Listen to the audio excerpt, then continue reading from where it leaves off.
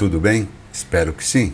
A partir de uma parceria com a empresa Falcone Brasil, que dá assessoria em gestão, a Secretaria da Educação do Estado de São Paulo implantou de modo progressivo o método de melhoria de resultado nas escolas da rede pública. E trabalhamos para transformar a educação, para a educação transformar o Brasil. No vídeo passado acompanhamos desde as origens o MMR, mas neste vídeo falaremos mais especificamente de como o método de melhoria de resultados pode ser trabalhado nas escolas a partir da apresentação dos 8 passos necessários para a sua consolidação.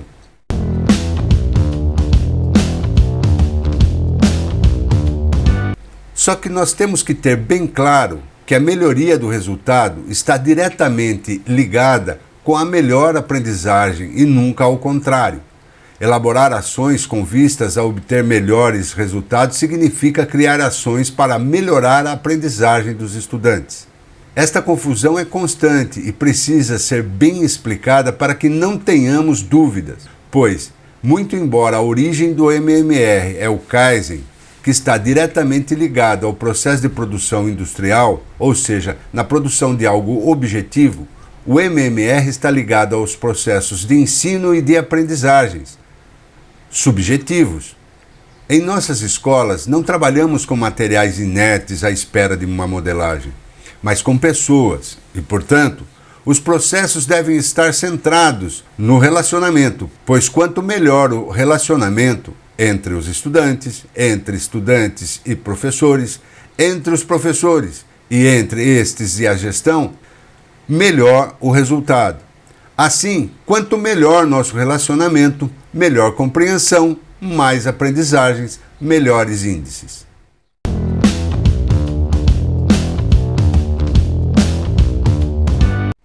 Outro fator especificamente falando de 2021 para o planejamento do MMR está na indicação de resultados do Saresp e DESP que não foram levantados no ano passado.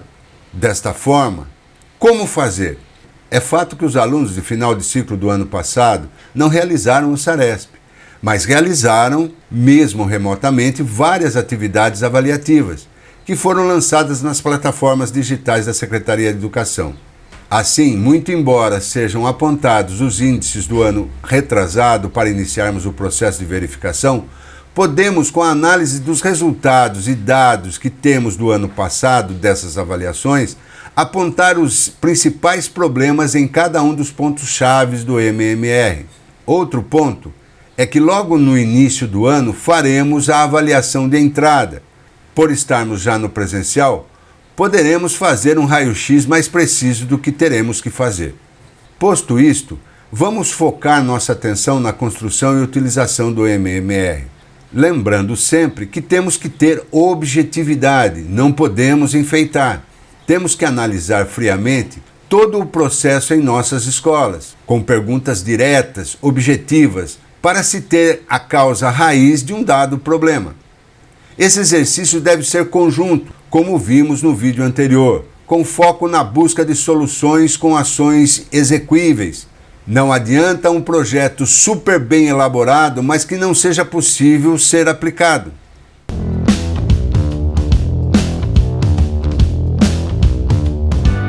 Problemas podem surgir durante as realizações, é claro, mas com isso voltamos para a prancheta e criamos soluções de ajustes, quantas vezes forem necessárias para atingir o objetivo maior.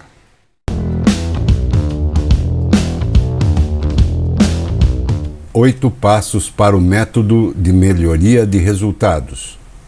Objetivos: aprofundar o conhecimento no desenvolvimento do MMR. Conhecer a arquitetura do MMR na escola, ampliar a percepção para a melhoria na construção dos planos de ação, fortalecer o trabalho em equipe.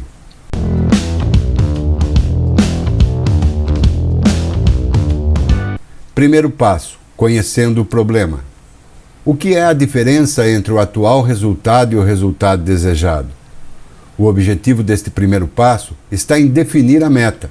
Para tanto, é necessário apontar, reconhecendo os problemas existentes na escola, seus impactos e possibilidades de ganho ao saná-los. Meta é o objetivo mais valor mais prazo. Para conhecê-lo é necessário estabelecer indicadores.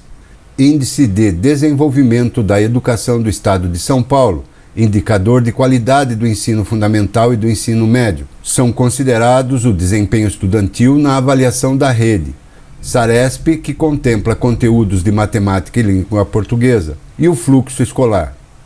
Para conhecê-lo é necessário analisar os dados do problema, a série histórica do IDESP, definir a meta, por exemplo, elevar o IDESP da escola em 0,5 para os anos finais do ensino fundamental em 2021.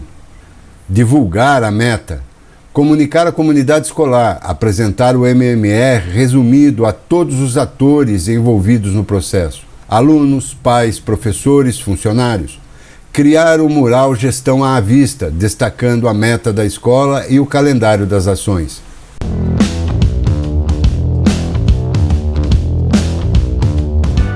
Segundo passo, quebrando o problema.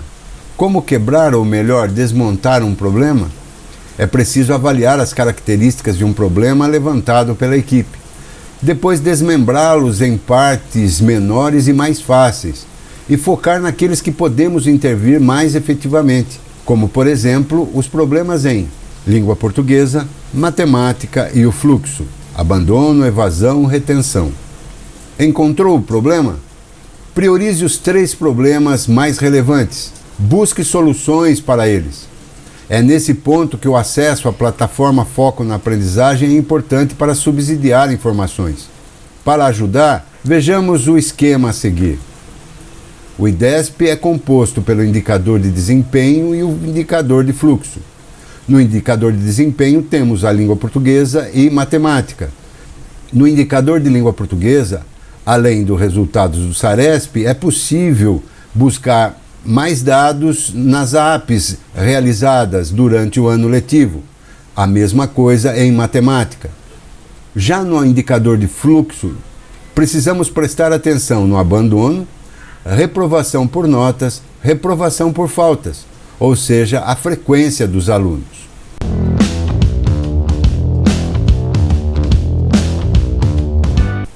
Terceiro passo, identificando a causa do problema. Identificar os fatores que afetam os resultados nos processos. Nesta etapa, o objetivo será o de relacionar o problema e suas causas, para com isso, ser possível identificar o que está impedindo de a escola alcançar os resultados esperados. Realização do brainstorming. Realizando brainstormings. Traduzindo a palavra, literalmente significa chuva de ideias. Prática muito disseminada, principalmente em agência de propaganda e marketing. Isso pode nos ajudar muito nesse momento, com a seguinte dinâmica. Explicação do problema, anotação das ideias por parte de cada participante, apresentação das ideias para o grupo, agrupamento das ideias, encerramento. Como funciona a técnica dos 5 porquês? Como exemplo, vamos para um problema, baixo aproveitamento em matemática. Causa primária, o primeiro porquê, aluno desinteressado. A causa secundária, o segundo porquê, aluno não consegue acompanhar o conteúdo ministrado. Causa terciária, o terceiro porquê, aluno possui defasagem de conteúdo. Causa quaternária, quarto porquê, recuperação contínua é falha. Causa fundamental, o quinto porquê, recuperação não é trabalhada em ATPC. A causa fundamental, então, recuperação não é trabalhada em ATPC. É com uma resposta apurada nesse último porquê que será construído o plano de melhorias.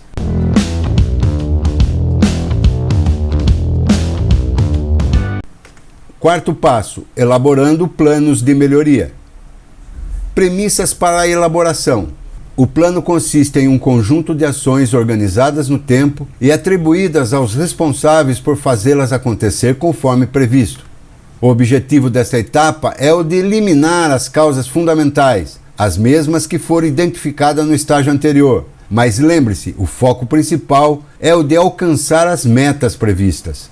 É preciso usar a técnica do 5W2H. Onde, por quê, o que, como, quem, quando e quanto custa a ação. Passo a passo para a composição das ações de melhoria. Onde? Descrição do local onde a ação será executada. Por quê? Descrição da causa fundamental identificada. O que? Descrição da ação a ser realizada, indicar com o verbo no infinitivo. Como? Detalhamento do passo a passo da ação, indicar com o verbo no gerúndio. Quem? Indicar uma pessoa que ficará responsável pela execução da ação. Quando? Data de início e término da realização da ação. Quanto? Valor e ou materiais, equipamentos necessários à realização da ação. Exemplo de um plano de ação. Responsável, João Vieira. Prazo, início em 1/5/2021 e término em 10/7/2021. Causa, não há um canal de comunicação eficaz entre a escola e a família. Ação, realização de reunião com um grupo de professores para orientações sobre as especificidades dos acompanhamentos dos pais. Etapas, levantando informações com professores e alunos sobre a lição de casa e acompanhamento familiar. Responsável, Lúcia Silva. Início 1/5/2021 e término 15/5/2021. Orientando os professores sobre a lição de casa e acompanhamento familiar. Responsável, João Vieira. Início 1/5/2021 e término 15/5/2021. Identificando os pais responsáveis que não acompanham os alunos. Responsável, Mário Costa. Início 16/5/2021, término 30/5/2021. Acompanhando os resultados das orientações no cotidiano escolar. Responsável, João Vieira. Início 1/6/2021, término 10/7/2021. Em resumo, para um bom plano de melhoria, é preciso que a reunião em que foi feito brainstorming com ideias originais sejam revisadas com relações às causas identificadas, pesquisar por boas práticas, antes de definir as ações, pensando nos prazos para que sejam, de fato, cumpridas. Não existem ideias miraculosas que, ao serem expostas, extinguam-se os problemas. É necessário colocá-las em prática, ou seja, testá-la na realidade. E quanto mais forem estudadas, menor o trabalho para realizá-las e mais próximo de se atingir as metas programadas.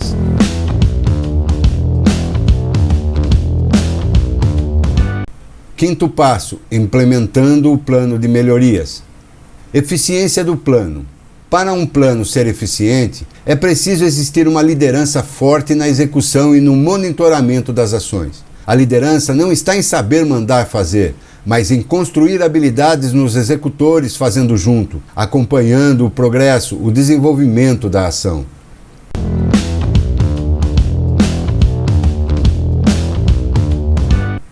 Sexto passo: acompanhando os planos de resultados. Acompanhar. Os planos devem ser checados toda semana e, caso existam atrasos, é preciso aumentar a frequência da verificação e dar mais apoio aos responsáveis pelas ações.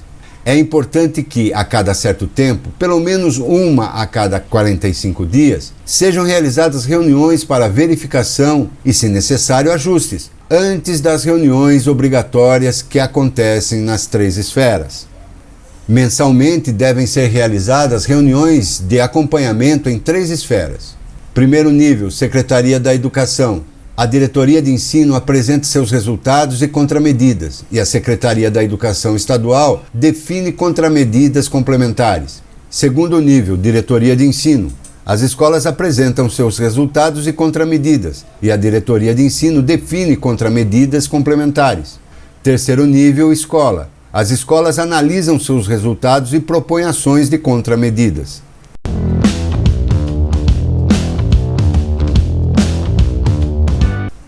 Sétimo passo: corrigindo rumos. Entendendo. Quanto antes for detectado um problema durante a execução do plano, maior a chance de colocar em prática medidas que impactem positivamente no resultado final. Mas quando devemos corrigir os rumos? Sempre que as metas não forem alcançadas, as ações não tenham sido executadas, o plano de melhoria não esteja se revelando o suficiente para alcançar as metas.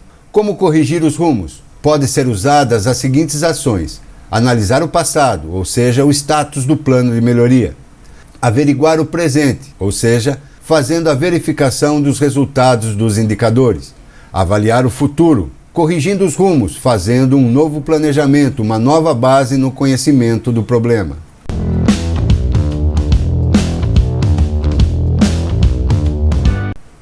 Passo 8. Registrando e disseminando boas práticas.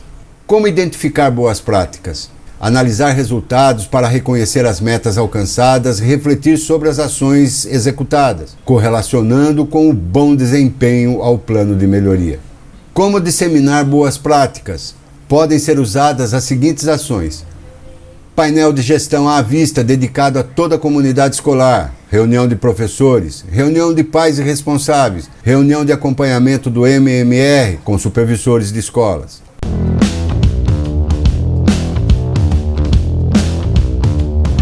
Deste modo, encerramos a nossa formação. Agradeço a cada um por chegar até aqui.